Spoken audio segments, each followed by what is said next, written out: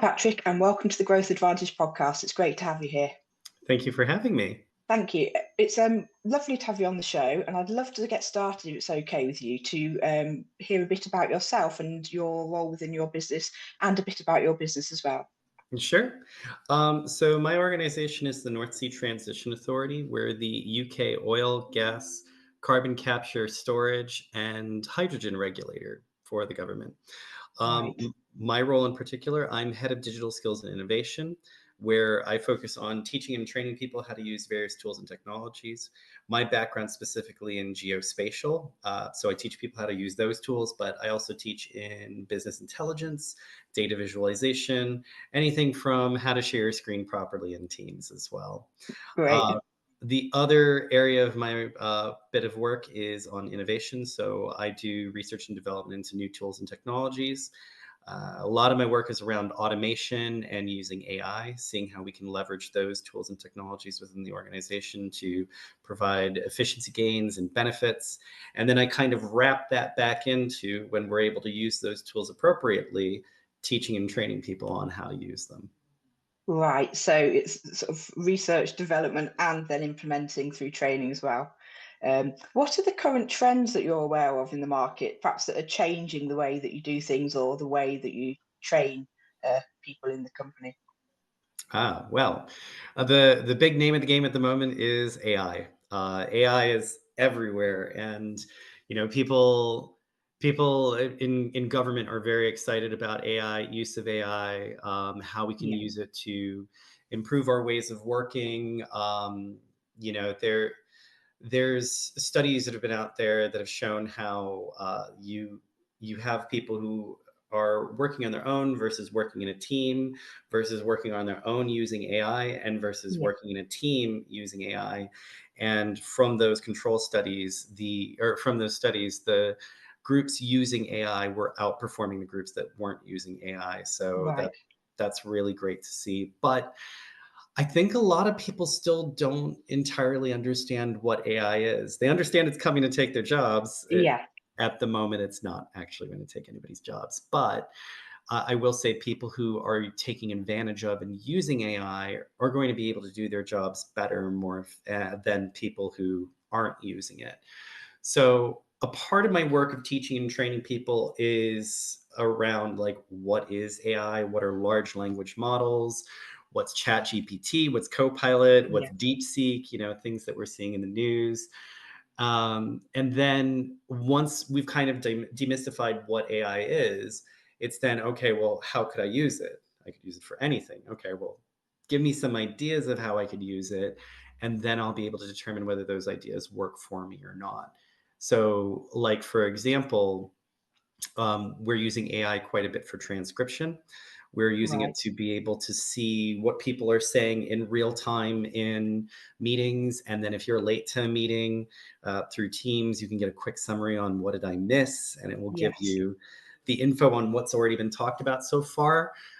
Note taking. Don't even really need to do that anymore. AI will take care of all of that. It'll take the transcriptions, it'll summarize Really the notes. useful.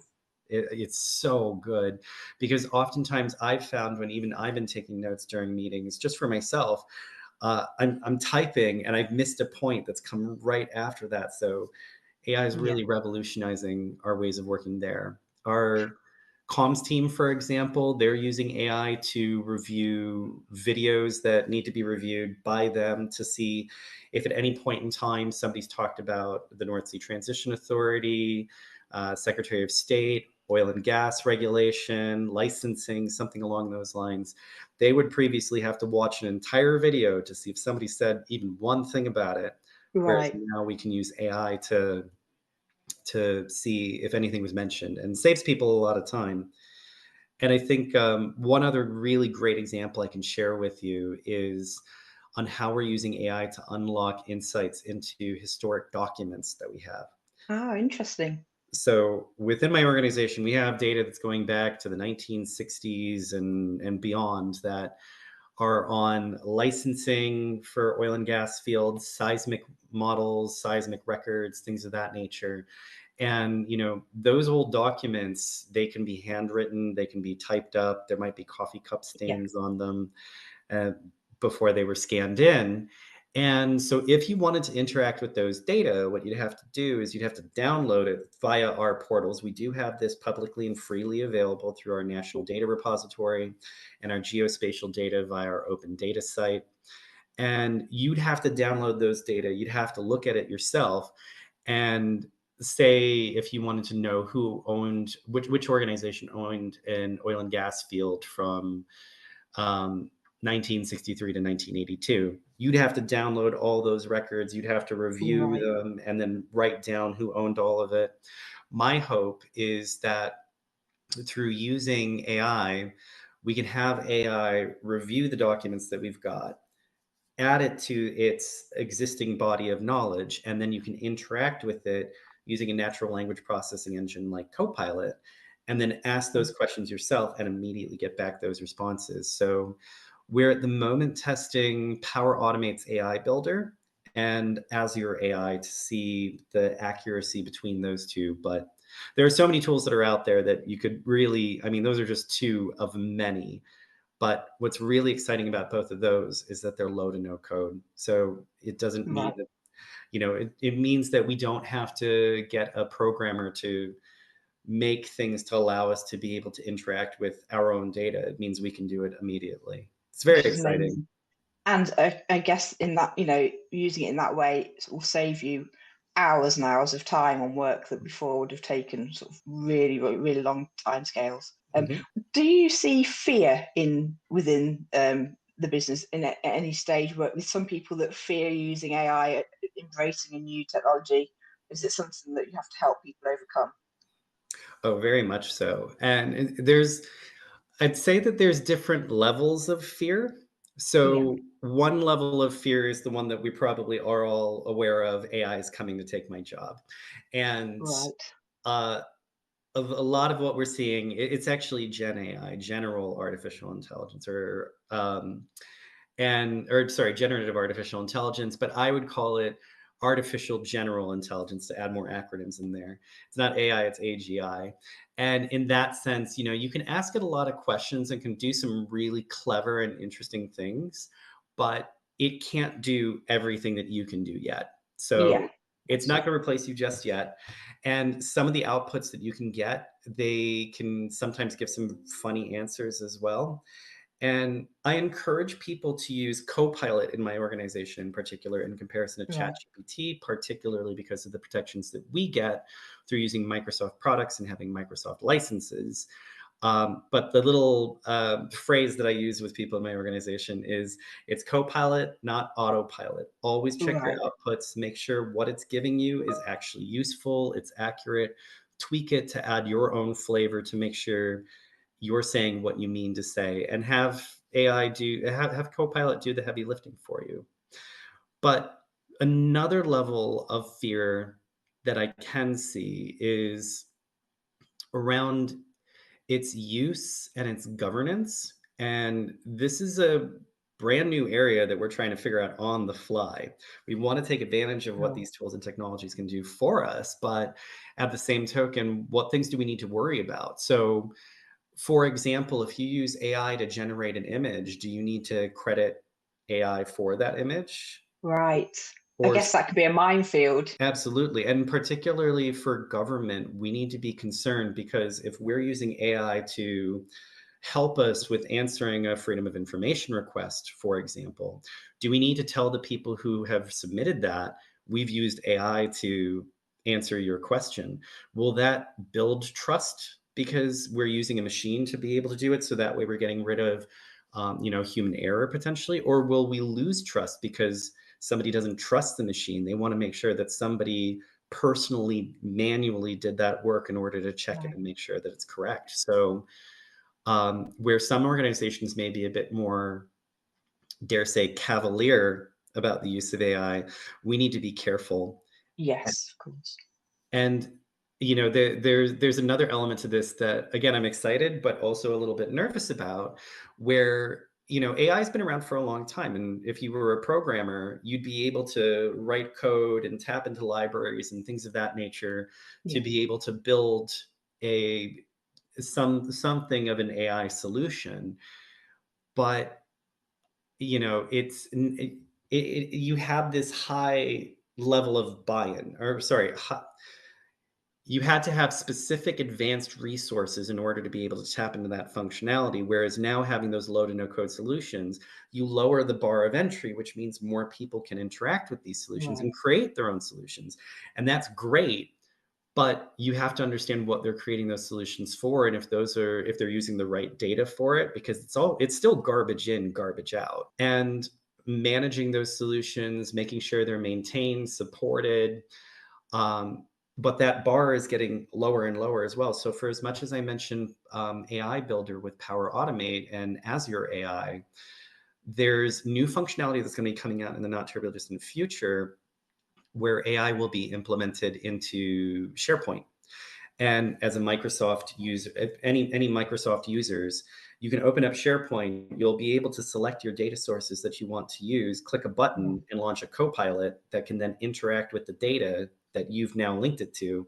And you can ask it questions. You can have it rectify data issues between the data sources that you might have. Yeah. And again, that's going to help us all work really well. But I'm just concerned we're going to have a bajillion little co-pilots running around tied to data sources that, you know, we centrally may not want done. So how do we keep an eye on all of that? So it's Yes. exciting times. Exciting, but like I say, obviously hard, maybe hard to govern initially, and sort of finding that right balance, and then also training people in how to use it effectively. So I can see, how you say, it's really going to be beneficial, but it's finding sort of how to fit it in without it becoming dominant, I guess. Absolutely. And it's great that we're having this conversation right now, particularly about AI. I mean, there's other things that we can talk about with regard Sure. to learning and digital upskilling in the NSTA. But I wear a few different hats. I work across organizations, and in particular, this morning I was on a briefing with the government analysis function, which is led by Sir Ian Diamond, and it includes the heads of many government professions and functions, analytical functions, and AI is the hot topic of what they're talking about there. Yeah. Talking we're talking about making sure that we're harnessing the potential of automation and AI while making sure that we're using it for appropriate applications. So, yeah, a lot of people are talking about this right now. Yes, I'm finding that with all the podcasts that we were doing, and the majority of people bring AI up as the sort of the most sort of thing at the forefront of their business at the moment, and sort of Mhm. going through these things that you're discussing here, and finding that balance. So it's really interesting to hear your take on it as well. Um, Also, within your business and within the industry at the moment, are there any other challenges that the industry is facing? And at the other end of the scale, also things as well as alongside AI that may be making things easier to operate within the industry. Yeah. So I can bring up the a report that I worked on. It's been 2 years since we released it. We're going to be doing another iteration of the survey that was associated with the report, but it's the Offshore Energy Digital and Data Maturity Survey of 2023. Worked with Offshore Energy UK and Deloitte to deliver the report. And in that report, they identified four key skills that are related to the offshore energy industry, which are cloud technologies, mobile technologies, data visualization technologies, and geospatial. Mhm. So, recognizing those are four areas that are still very much needed by the offshore energy and, dare say, energy industries. We Mhm. want to make sure that there are grads that are coming into organizations, early career people who have those skills that we need like immediately, because there's a lot of Yeah. analytical work to be done. But it's also recognizing that there are people within the organization who may already know older technologies that need to be upskilled on newer technologies. Right. Some of the big things that people have been talking about with regard to upskilling, and even within my own organization, is the transition from Excel to Power BI. As Right. an Yeah. example, there's of course Power BI, Click, Tableau, as various data visualization technologies are concerned that are out there, but it's that transition from using spreadsheets and knowing how to use spreadsheets and having that control to loading queries and creating calculations in M. It's basically same, but different, really. Like instead of Yes. writing Excel formulas, you're writing measures using a slightly different language. But it's that cognitive jump from one to the other, which can sometimes be a struggle for people. But I am also involved with a few other forums that stretch beyond the energy industry and go Right. a bit more widely into other utility sectors and even government. And one reason why I'm really keen to be involved in those various initiatives is that there's a lot of cross applicability across industries. So if we're talking about, say, for example, using geospatial technologies to map out oil and gas pipelines. That's not terribly different from mapping out sewage lines for the Right. water industry. So, if you have geospatial skills, for example, you could transition from oil and gas to water if you wanted to do it. Right. Yes. And this is a big hot topic, particularly within my industry and within Aberdeen, as you've got the government's initiatives and commitments towards net zero and the oil and gas industry in Aberdeen. And there's concerns that if we completely transition, if we completely swing um, away from that, what's that going to mean for the jobs and livelihood of people in, for example, Aberdeen? But GB Energy is spinning up there. There will be the ability to move over to other industries that they'll be supporting, the renewable sectors as well. If you've got geospatial, cloud skills, mobile technology skills, and data visualization skills, you'll be perfectly fine finding a job in really any industry I think you'd go into. Sure. And um, is there a shortage, would you say, at the moment of graduates coming through in those areas? Is it difficult to recruit and maintain sort of the kind of level of staff that you really need? I think in general, I'm trying to think about the various conversations that I've heard in the various forums that I've been involved with. I think in general, yes, there has been a bit of a concern as far as making sure that they're getting the right people with the right skills. Yeah. For example, if you think about oil and gas, there's still a need for that work to be done, but it may not be terribly interesting or terribly exciting for younger people, particularly as we're talking about winding down production for oil and gas, ramping Yeah. up production for renewables. They might think, well, why should I go into that industry when that industry is nearing the end of its usage? Instead, I should be going to something else that's a little bit more interesting, exciting, will offer me more longevity as far as my career is concerned. I'll go for data science in comparison to Yeah. working specifically in oil and gas. And I do know that from some of the involvement I had with the water sector, that's also been a bit concerning for them as well, particularly with the stories that have been out on, sewage runoff and Yeah. some of the scandals that are involved with that. It's kind of dissuading some younger people potentially from getting involved with those sectors. But the work the work is there, the work needs to be done, and Yeah. I would say to younger people who are interested or who may not necessarily be terribly interested in water, oil and gas, be the change that you want to see, come into these areas. That's great to work in there. And we hold industry to account. We make sure that if they're flaring and venting beyond their thresholds, or if they're doing things that they shouldn't be doing, we find them. And I Right. think that's a positive thing. We want to make sure that we have energy security and we're producing what the country needs, but we also don't want to do that at the detriment to the environment. So I think it's important to get that messaging across too, that people within these industries that are the quote unquote bad industries, Yeah. Of we need them, course. and we do care. Great. That's really good to hear, that you're still encouraging that younger workforce to come through and to sort of see what you're doing. And I was speaking to somebody just yesterday in the engineering sector and saying a similar thing. There's still an image there of sort of people in the sort of dirty vests, that kind of thing. But things have changed so much that it's really good to encourage people to come through and make them aware of the jobs that are within that sector and how interesting the work can be. How also are you finding attracting new clients right now, and how much has that changed? Would you say over the last year or so? Uh, I wouldn't necessarily say well, I mean, I guess we do have some new clients. So being the UK oil, gas, carbon capture and storage, and hydrogen regulator, we don't really have competition. We don't have another Yeah, organization that's trying to over-regulate in comparison to us. We are the only regulator. yeah, sure. We have suppliers that we have worked with for a long time for, with oil and gas licensing rounds. Uh, but we now have carbon capture and storage licensing rounds that we've been doing. We've had our first one, which was really successful. We've had a few organizations that have been granted licenses for carbon storage.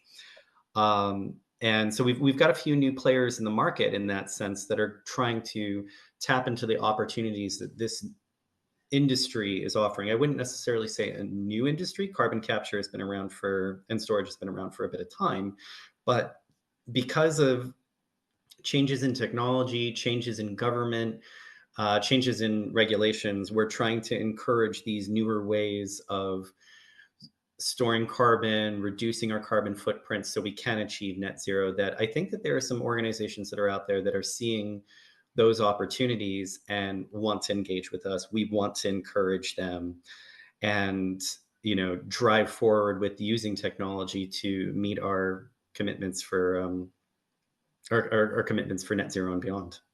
Right, great. And so obviously you've just said that you don't obviously have a competitor, you're the only regulator out there, um, which is, obviously an interesting, great place to be. Uh, what is your personal role within your business? What do you personally do? And sort of what are you responsible for? I would say personally, again, the skills and the innovation, those two sides of the same coin, really. But I would say my personal responsibility is to make sure that people have the skills and abilities they need to do the jobs that we need them to do and to ensure that my organization is a great place to work. We want people to have the tools and technologies that they know that they understand to be able to do their jobs effectively, because I might not be the person who's involved with the licensing rounds, but I'm helping the people who are involved with the licensing rounds. I'm making Right, sure that they can do their jobs well, and my team's also helping them too. So within my team, we do business process mapping and looking at how we can automate various steps of the work that people do and how we can make that more efficient for them, make sure that they're not manually doing certain bits, so that frees up their time to look at more strategic bits of work or other bits of work that might need doing. We also focus on provision of IT equipment and IT service. I don't want people to struggle in silence. I want them to have the tools that they need. I want them to yeah, know how to use those tools. So I directly engage with people to make sure that they're not struggling. And if they do have things that they want to change, I listen to them. I think in IT need to we need to rehumanize things, if you will. We've gotten quite used to having automated systems and automated mm, tickets where you click approve, reject, and then an email goes to somebody. But I spend a lot of time just talking with people to understand what they're trying to do and see how I can help them. It might be the case that we've got a tool in the organization that will allow them to do what they want to do, but they just didn't know that we had that. And so right, talking with them, I point them in the right direction. I point them towards that teaching and training, and I reject their request for the new tool, but it all ends up quite amicable, and they're happy with the result because I helped them do something that they didn't know that they could do. And another area of my team and and the areas that I manage is web development. So internal and external communications, making sure that we're broadcasting the good work that we're doing. People are using our intranet and our internet, and they're able to navigate and understand how to get to the resources that we have, as well as feel good stories within the organization, celebrating our successes. I submit a lot of I do a lot of submissions to award ceremonies. We've won quite a few so far for the work that we've great. done in our organization. And I think that's important because it's so easy to put your head down and just do the work. And we do pretty high level work, as I mentioned, geospatial, business intelligence, et cetera. Yeah, Um, I want those teams to know that what they do is special and important and is driving technical innovation within the energy sector, within government, and beyond. So, it's good to do good work. It's good to know how to do that good work, and it's good to celebrate that good work that you've done. It's great to value people, isn't it, within a business? So it's really good to hear that that ethos is there. And going back to, you mentioned that you're hoping that more organisations will engage with you, to take on sort of what you do. How do you try and reach out to those organisations to make them aware of what you can offer? So I would say actually a part of that is associated with the awards that we submit. Oh, okay. By submitting those awards, and even if we don't win them, if we're shortlisted, if we're finalists, if we win, fingers crossed, we've got a handful of awards that we're up for soon for security excellence awards and the British data awards that are gonna be Oh, coming up. excellent. By being featured in those award categories and within those award ceremonies, really people are able to see like, oh wow, that organization is doing some really cool stuff. They're really being well recognized for their work in data. That's the kind of place that I want to work at too. We've got stories that get featured by us, one at computing.co.uk for security team of the year. Great. And we go to conferences quite a bit too. We Oh, like to share the work that we're doing, whether it's gov conferences, energy conferences. We engage quite regularly with universities. We like to outreach to students and share stories with them about what we're doing, because people might not necessarily know what the UK oil and gas and carbon capture and storage and hydrogen regulator is doing. And by sharing what we're doing, it kind of it attracts people not only to work for us, but to work with us as well. yeah. Those conferences have been great as far as like sharing more of our work. And I have actually found in many circumstances, particularly for government related conferences, we're leading the way with regard to digital transformation, our digital storage solutions, and skilling and upskilling people. So we'll go up there, we'll talk, and we get other government departments and other organizations really coming over to us and being like, "Hey, how did you do that?" And we have a Great. coffee, we make a new friend, and we learn across industries too. So, like, I will say that a fair bit of work that I've been doing with AI actually came from an innovation summit that I attended at Knight Frank, the property developer. Oh, right. Yes. Yeah. Nothing to do with oil and gas, but my background in research was also for my PhD was on interdisciplinary research. And I've realized that through interdisciplinary, multidisciplinary ways of working, you can kind of pick some different bits from different disciplines that could really lead you in some interesting directions in your own discipline. Great. So that networking to you is key in creating those Absolutely. relationships. Fantastic. Do you have a sales and marketing branch at all to the business? The closest thing that we have to marketing is our comms team. Um, because again, we're not really selling our services. We Yeah. are offering them for free. Our data platforms, our are open, available, transparent. We want to make sure that our data are using APIs. We've got a number of APIs for tapping into our data. So that way we're adhering to government data strategies that are out there, best practices as well.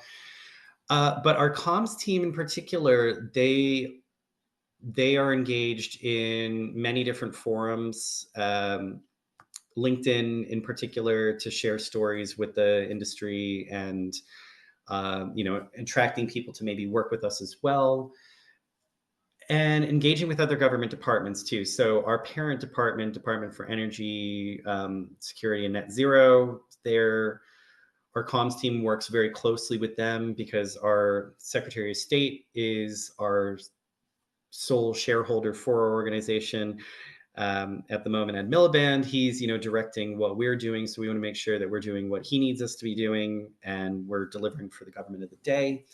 So yeah, our comms team is generally very busy keeping on top of all the things that are being said, Right. in social media, in government, and formulating our responses too. Because again, being a government entity, we need to be careful of what we're saying. We need to be Yeah. sure in what we're saying. And so if there's a story that comes out in a, a various news source and it paints our organization in a negative light, our comms team are all on that very quickly. They work really hard around the clock, literally around the clock, to keep on top of breaking stories, Right.